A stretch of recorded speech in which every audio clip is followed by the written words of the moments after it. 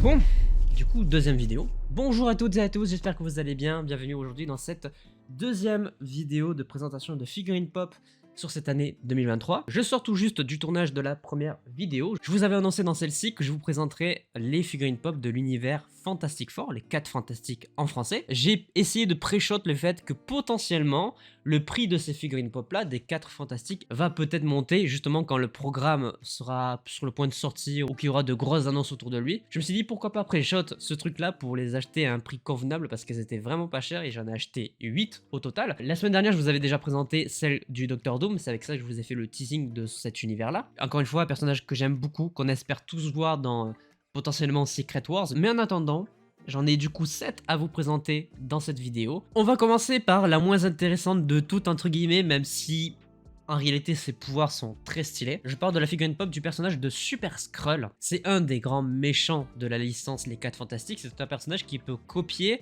le pouvoir des 4 personnages de base. Pour faire simple, il a les mêmes pouvoirs que Monsieur Fantastique, donc c'est-à-dire d'avoir des membres qui portent un petit peu en élastique. Il peut se mettre invisible, il a une force surhumaine comme la chose, et il peut utiliser le feu comme la torche humaine. En fait, il contrôle les pouvoirs, et en plus de ça, évidemment, il a la métamorphose, puisque c'est le principe de base des Skrulls. Les Skrulls qui ont été insérés dans l'MCU, vous le savez, avec le film Captain Marvel, qui va être, je pense, très intéressant dans la prochaine série Marvel Studios qui arrive, la série Secret Invasion, et évidemment, et c'est pas pour rien que j'ai cité Secret Wars tout à l'heure, le film Avengers Secret Wars. Donc voilà la figurine pop de Super Skrull qui est très stylée, et comme vous le voyez, il y a effectivement des références aux différents pouvoirs des 4 fantastiques. De toute façon, vous avez l'image à côté. On voit le point de la chose, on voit une main en feu par rapport à la torche humaine, on voit une jambe invisible pour la femme invisible, et on voit son bras un peu élastique pour Monsieur Fantastique. Grand méchant qui combine tous les pouvoirs, il est très stylé, je l'ai beaucoup aimé dans les comics où il se bat contre les 4 fantastiques justement. On espère peut-être le voir un jour dans la MCU, mais c'est vrai que pour l'instant on n'a pas du tout d'informations ou de potentielles rumeurs d'endroits où il pourrait apparaître, mais franchement, pourquoi pas dans un 4 Fantastique 2, à voir ce qu'ils ont déjà prévu que le premier. Et tant qu'on est dans les méchants, parlons d'un des anti-héros les plus populaires de l'écurie Marvel, du moins dans les comics, puisque du côté des films, on en a eu qu'une seule version, le personnage du surfeur d'argent, Silver Surfer en anglais. Je trouve que le design de la figurine pop est pas vraiment fou.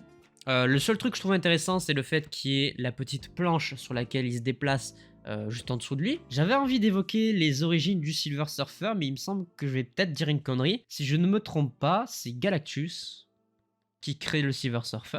J'ai vérifié pour être sûr, mais c'est bel et bien Galactus qui lui donne des pouvoirs et qui lui donne la possibilité de se déplacer sans masque ou vaisseau dans l'espace, puisqu'il peut complètement y aller comme ça, en mode YOLO. En gros, pour faire simple, le surfeur d'argent a sauvé Galactus d'une planète, je crois, un truc bizarre, et en gros, en retour, Galactus lui a donné une partie de son pouvoir cosmique. Mais bref, pour revenir sur cette figurine pop là, sur ce personnage, on espère évidemment le voir à un moment donné, le revoir en live action du côté de Marvel Studios. Je pense que ça peut être que une bonne chose s'il est réintroduit à un moment donné, parce que déjà la version du deuxième film des 4 Fantastiques était très stylée selon moi. Donc voilà cette petite figurine pop, plutôt classique, mais franchement le socle avec le surf, plutôt stylé. Il en reste 5, on va évoquer l'équipe de base évidemment parce que j'ai les 4 membres de l'équipe des 4 Fantastiques. À commencer par mon préféré personnellement de l'équipe des 4 Fantastiques, la chose. Bon par contre je l'ai pas précisé mais on évite de parler du remake de 2015 évidemment. Par principe, si on doit évoquer les films, on va se concentrer sur les films des années 2000. Bien merci. Donc le premier des 4 personnages,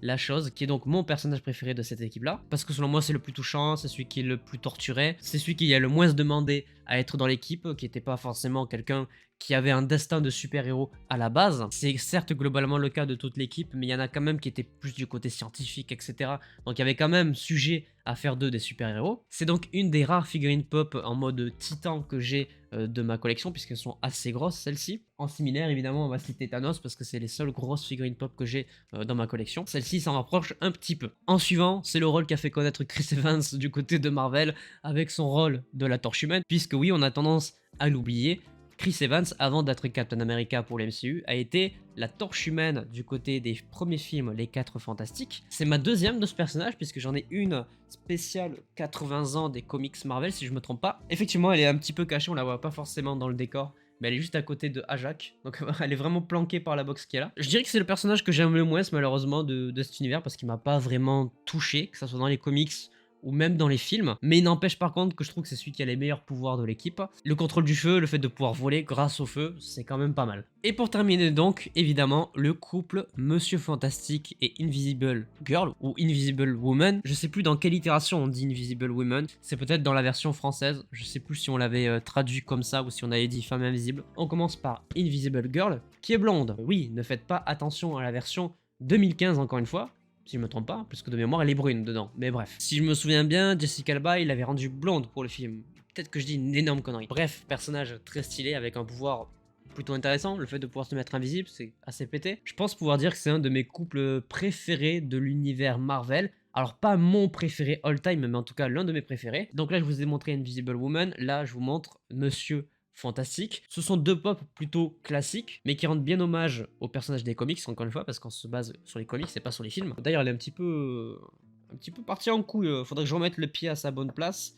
Parce que là j'avoue qu'il a un petit peu de travail, on dirait qu'il est en train de skier, je sais pas ce qu'il fait. Ça complète donc l'équipe de base des 4 Fantastiques. J'ai les 4 figurines pop. Et on va terminer cette vidéo avec, je pense, mon méchant préféré de l'univers de Marvel. Ou en tout cas, si c'est pas mon préféré, celui que j'attends le plus à l'heure actuelle.